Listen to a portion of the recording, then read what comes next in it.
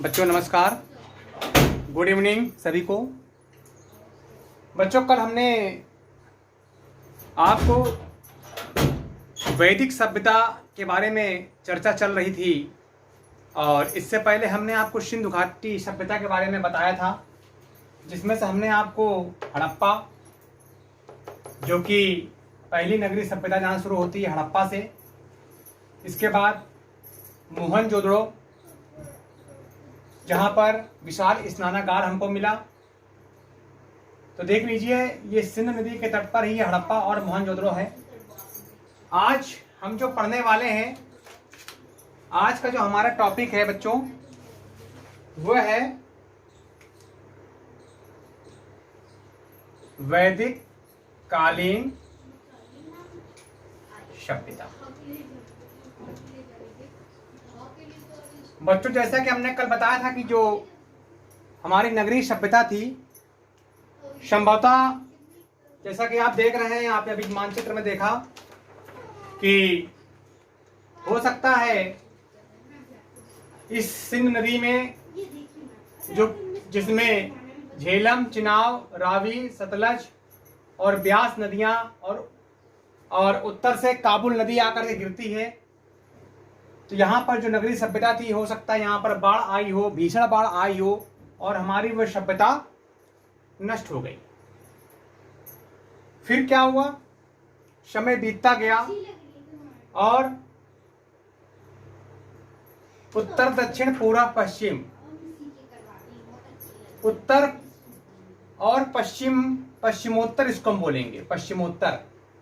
ये हमारा उत्तर हो गया, ये दक्षिण, ये हमारा हो गया पूर्व और ये बच्चों पश्चिम।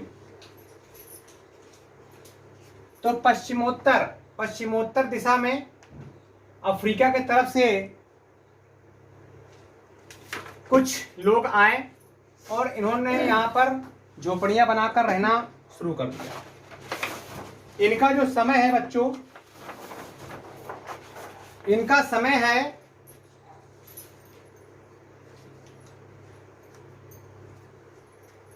वैदिक कालीन सभ्यता 1500 से ईसा पूर्व से लेकर के 600 ईसा पूर्व, जैसा कि आप देख रहे हैं।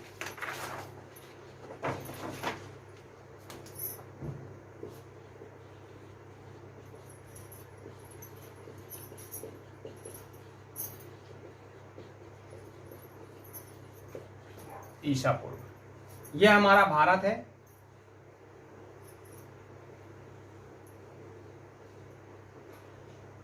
यह हमारी सिंध नदी है, सतलज, रावी, ब्यास, चिनाब, झेलम। और बच्चों यहाँ पर एक वैदिक सभ्यता का धीरे धीरे विकास हुआ। यह एक ग्रामीण सभ्यता थी। ये अफ्रीका की तरफ से यहाँ पर हमारे पूर्वज आकर के बसे, जो कि आर्य कहलाए। आर्य बहुत ही बुद्धिमान थे बच्चों। इन्हीं आर्यों ने 4 वेदों की रचना की। वेदों की संख्या बच्चों कितनी है? वेदों की संख्या है 4। वेद कौन कौन से हैं बच्चों? पहला हमारा है ऋग्वेद, दूसरा हमारा है सामवेद, तीसरा बच्चों यजुर्वेद और चौथा है हमारा अथर्ववेद।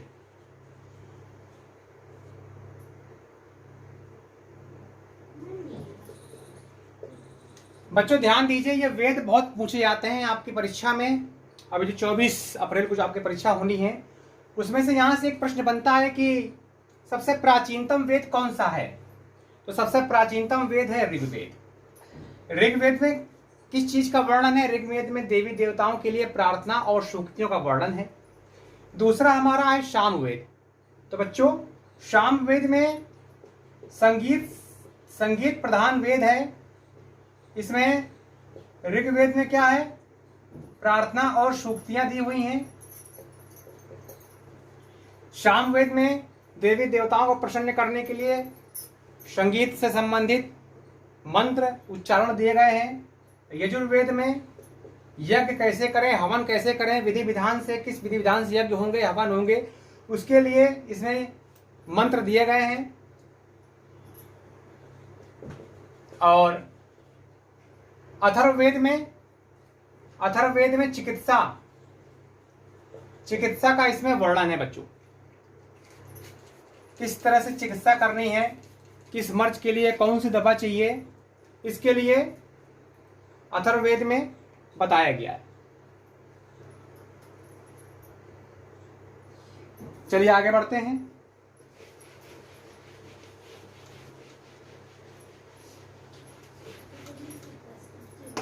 आर्यों ने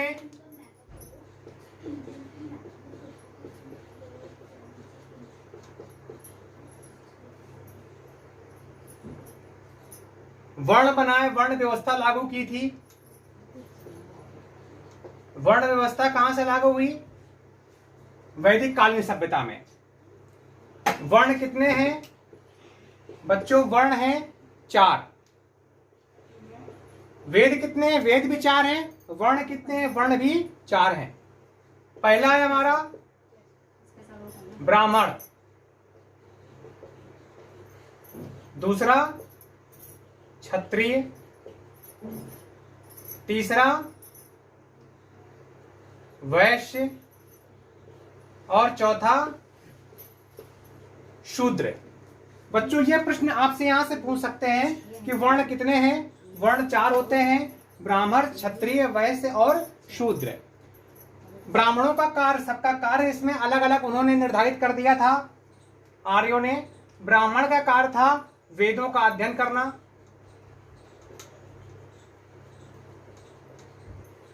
क्षत्रिय का कार्य क्या था बच्चों? क्षत्रियों का कार्य था रक्षा करना, और बच्चों वैश्य का क्या कार्य था? वैश्य में आते थे हमारे कृषक, व्यापारी और पशुपालक।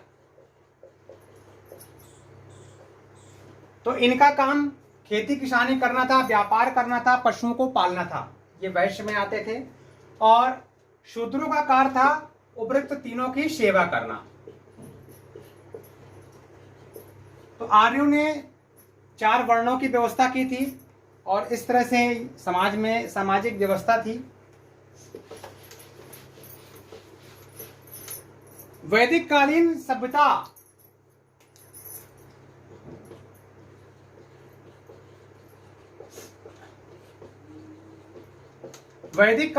में बच्चों 2 महत्वपूर्ण ग्रंथों की रचना हुई। पहला रामायण, ये सबसे बड़ी उपलब्धि है इस वैदिक कालीन सभ्यता की कि इसमें 2 महत्वपूर्ण ग्रंथों की रचना हुई है। पहला रामायण और दूसरा महाभारत। बच्चों रामायण ग्रंथ की रचना किसने की थी? रामायण ग्रंथ की रचना की थी महर्षि वाल्मीकि ने। और बच्चों महाभारत ग्रंथ की रचना किसने की? वेद व्यास ने। यह प्रश्न यहां से पूछा जाता है,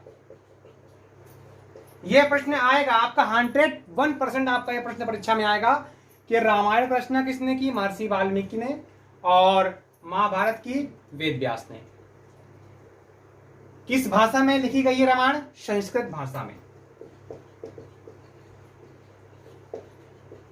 इस पॉइंट को आप नोट कर लें।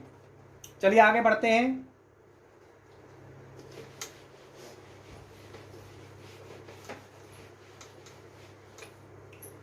वैदिक कालीन सभ्यता के बाद हम बात करते हैं जैन धर्म की। बच्चों जैन धर्म ये 599 ईसा पूर्व में अस्तित्व में आया। जैन धर्म के संस्थापक ऋषभदेव थे।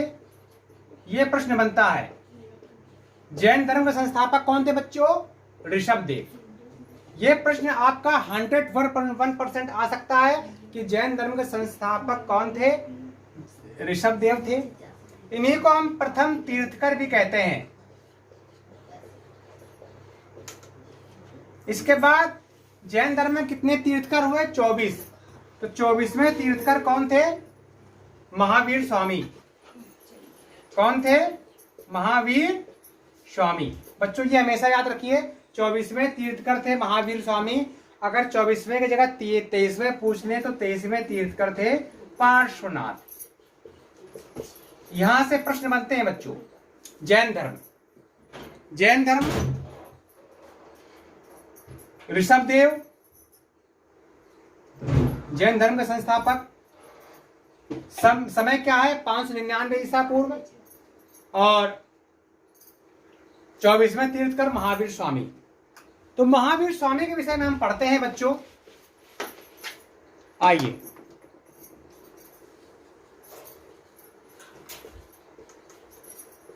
महावीर स्वामी का जन्म 599 ईसा पूर्व में लगभग हुआ था।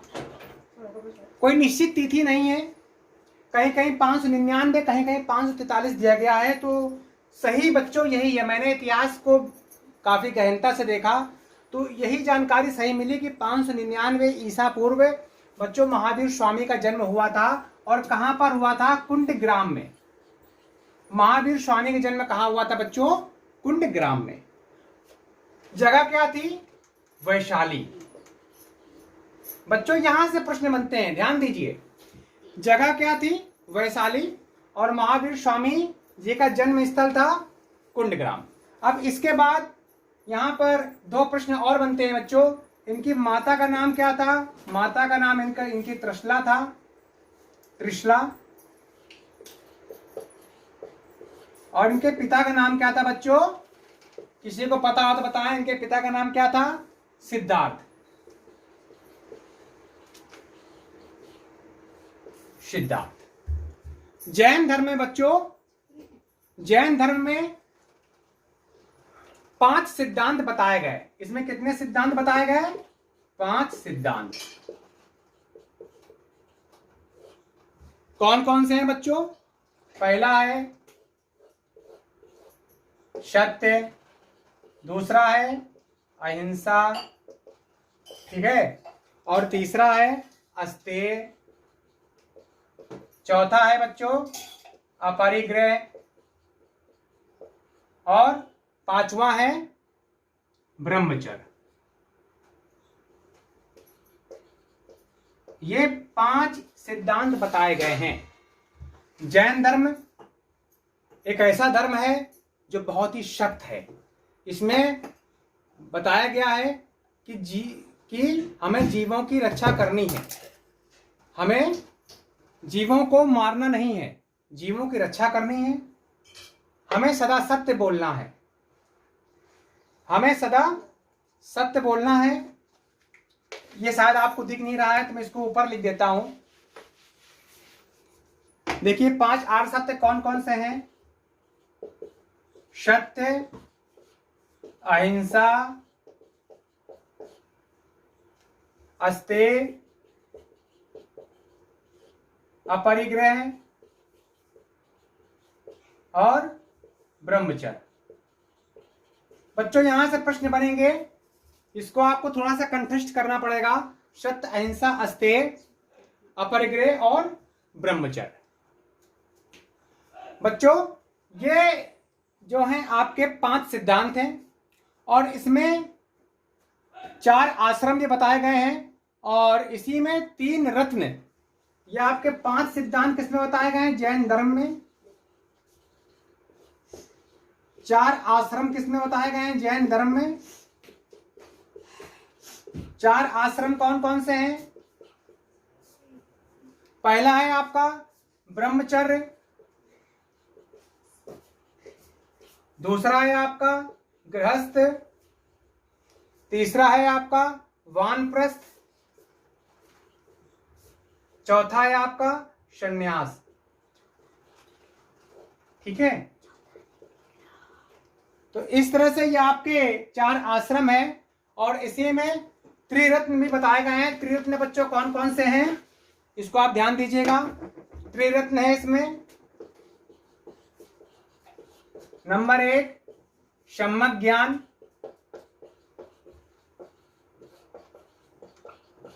नंबर 2 है सम्यक दर्शन, और नंबर 3 क्या है? सम्यक आचरण।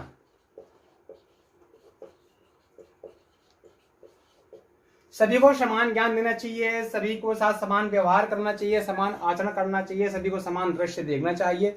एक अच्छी शिक्षा के बारे में जैन धर्म ने इसका प्रचार प्रसार किया, और जैन धर्म अपने समय में काफी अच्छा धर्म था बच्चों, लेकिन आगे चल करके ये 2 भागों में बढ़ गया, श्वेतांबर, दिगंबर, और हाँ बहुत अच्छे बेटा, दिगंबर।